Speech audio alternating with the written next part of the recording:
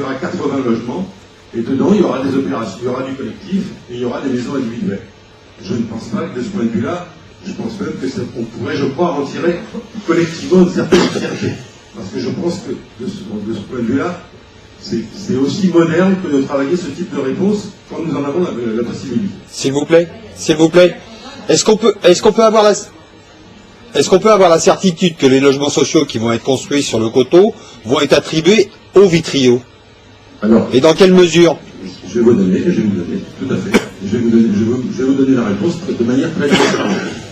Mais d'abord, sur le chiffre, parce que je n'avance pas masqué, nous parlons de 200 logements, 120 logements sociaux et 80 logements en accession. Non, pas du tout. Laissez-moi finir, je vais me faire perdre de vue. 120 logements sociaux, nous avons proposé qu'on soit affecté 80 logements à l'office HLM et 40 à la SMIS. Et c'est deux bailleurs sociaux qui travaillent de manière différente, mais qui ont une expérience sur notre ville.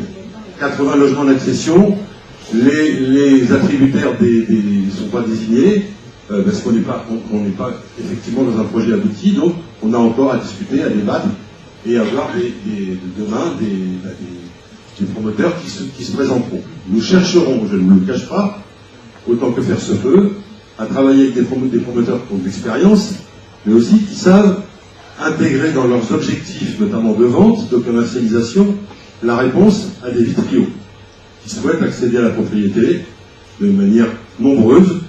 Vous savez, actuellement, sur toutes les opérations qui se mènent sur Vitry, que ce soit Bouygues, que ce soit Nexity, que ce soit Paris Promotion, que ce soit Dupont, j'en sais rien, il y a en minimum 50% de vitriols qui achètent dans ces opérations. Donc je crois que le besoin existe, et dans ce cas de ces opérations, j'y veillerai, et les services y veilleront pour qu'on aille au bout. Je vais au bout de vos questionnements, madame, s'il vous plaît. Sur ce point-là, vous ne répondez pas à la question. Il y a donc 120 sur 200, 120 logements sociaux sur 200, ce qui représente un pourcentage de 60%. Tout à fait. Or, vous avez annoncé que les objectifs de la ville, c'était de construire 40% de À l'échelle de la ville. À l'échelle de la ville. Donc, dans un endroit où il n'y a pas de logement social, vous commencez par une densification. Je ne commence pas, madame, j'ai fini. C'est une opération qui est extrêmement forte en pourcentage.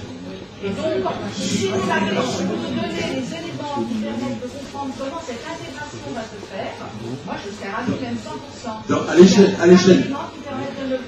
Je vais vous donner quelques éléments d'appréciation, madame. Une sorte de frais que vous posez avec un très fort pourcentage, une gratuité, une très jolie frais, et posée sans aucune possibilité d'intégration. Ça serait Vous avez une curieuse approche de la mixité de l'habitat.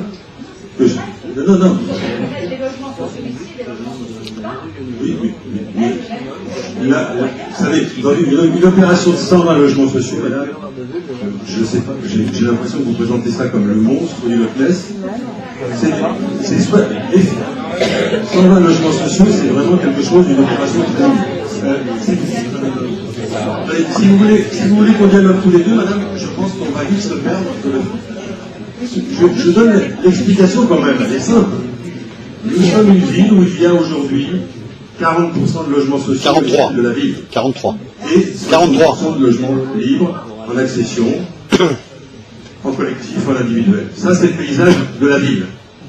Dans le programme local de l'habitat que nous avons voté, il ne répond pas à ma question. Nous avons dit il y a des endroits où on mettra un tout petit peu plus de logement social et des endroits où on mettra un peu plus de logements en accession.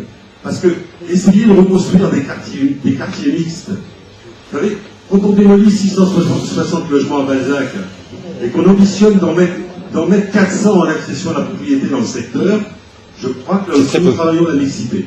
Mais nous travaillons à l'échelle de ce que sont les quartiers dans l'état d'esprit. Vous n'avez pas répondu à ma question. Pardon ? Monsieur le maire, vous n'avez pas répondu à ma question.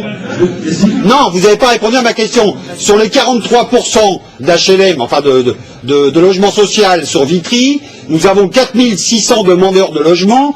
Combien sont attribués aux Vitriol? Moi, c'est ça ma question, parce que si on construit 4600 logements... Non mais attendez, laissez-moi finir. Si on construit 4600 logements pour les 4600 demandeurs et qu'on a 4% pour donner au Vitrio, on ne résoudra pas le problème de la demande. Donc le coteau ne suffira pas à construire en social pour les 4600 demandeurs de logement. Donc ma question est simple, sur les 120 logements sociaux que vous construisez sur le coteau, combien seront-ils attribués au Vitrio? Ma question est simple. Non, ma question est simple. Répondez-moi. Voilà, merci monsieur le maire. Ben, répondez-moi alors. Répondez-moi. J'étais en train de répondre à madame. Il me semble correct que je finisse la réponse que j'avais entreprise. Mais enfin, c'est pas un monologue. On est plusieurs ici à vouloir poser des questions. Alors répondez aux questions qu'on vous pose. Voilà. Je vais vous répondre. Merci. Première question, il y a effectivement aujourd'hui 4600 demandeurs de logements sociaux sur notre ville. On est même proche des 4700. On avait déjà 4600. Ben, oui, figurez-vous que les Vitrios sont comme tout le monde, ils font des enfants, ils divorcent. Et oui, c'est l'évolution de la société d'aujourd'hui, et vous la connaissez dans votre quartier comme dans le mien. Il y a des gens qui font des enfants, il y a des gens qui divorcent, il y a des gens qui arrivent... On n'attribue pas le logement social sur Vitrio, on sait bien. 4600 demandeurs, près de 4700 demandeurs de logement.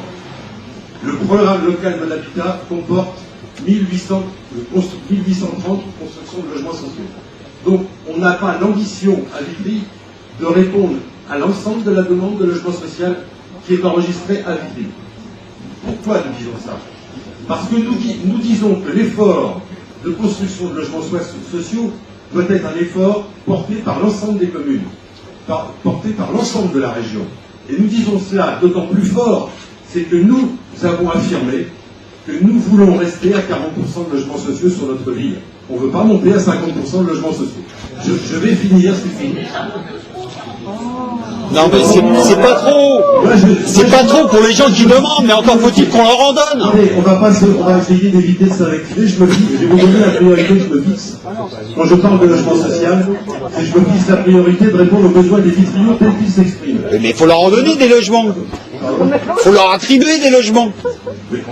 À l'heure actuelle, c'est la préfecture du Val-de-Marne, c'est le conseil régional, ce sont des sociétés.